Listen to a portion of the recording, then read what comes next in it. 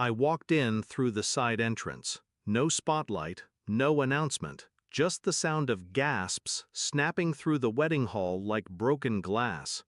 Heads turned, whispers rippled, and my daughter, the bride, went pale. Her champagne glass trembled, her lips parted, but no words came out, because I wasn't supposed to be alive. She told everyone her father was dead. I stood in the back for a moment, took it all in: white roses, crystal chandeliers. Her dress, elegant, expensive, paid for with the inheritance she was almost about to claim.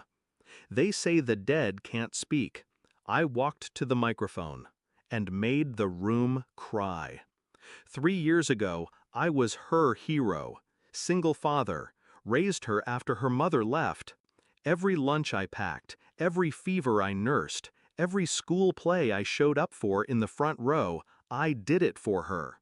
I sold my business to send her abroad, didn't hesitate, didn't ask questions. Love doesn't keep receipts, but betrayal forces you to open the ledger. The calls came less and less. The messages turned dry, mechanical. Then one day, silence.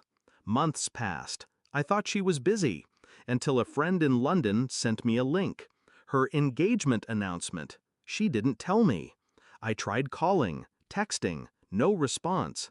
Then I reached out to her fiancé's family, and that's when the real knife twisted.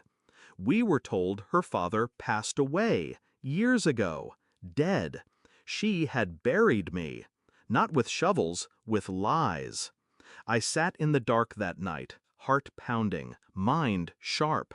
I wasn't sad. I was still, controlled. She wanted a clean slate, a story where her father was out of the picture, old, unpolished, embarrassing. So she rewrote me. But stories, real stories, don't die just because someone stops reading them. I made a few calls, quietly. My lawyer updated my will. My bank froze the trust account I had set up for her, and the property I had transferred, reversed, legally, because I hadn't signed the final papers yet. She thought I was gone, but I was just patient. The wedding was in Istanbul, a destination affair, grand, lavish, shallow. I flew in 2 days before, watched from a distance, saw her laughing with people who didn't know my name. One of her bridesmaids said it again: "Her father died, right?"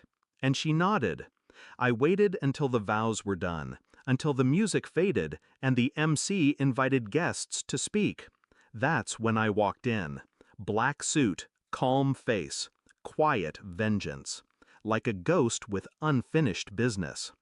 At the mic, I didn't raise my voice. I didn't curse. I simply said, "My name is Rihan. I'm the father of the bride." I wasn't invited. I wasn't supposed to exist. But I do. You could hear hearts drop. Her fiancé's father stood up, confused, angry. "You said your father was dead." She didn't answer. She just stared. I turned back to the crowd. I raised her alone. I gave her everything. But when I became inconvenient, she killed me. With words, gasps, whispers, phones recording. She didn't just lie. She tried to erase me. But the thing about ghosts is, they haunt. I stepped down, didn't look back. As I walked out, I heard sobs. Not for me, for her.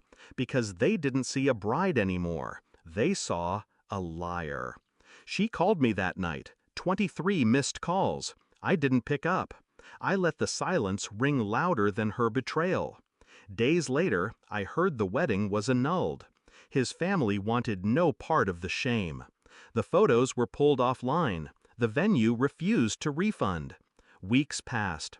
Then one morning, I found her on my doorstep, tired, broken, makeup smeared from tears that came too late. "Dad, I'm sorry." I looked at her, and in that moment I saw the little girl who once held my hand too tight on the first day of school. But I also saw the woman who buried me to climb higher. I didn't scream. I didn't slam the door. I just said, I died once already. You mourned nothing. And now, I live without you. People think revenge needs fire, but sometimes it just takes walking into a room you were never meant to enter and existing loudly, truthfully, unapologetically. That's what makes the liars cry.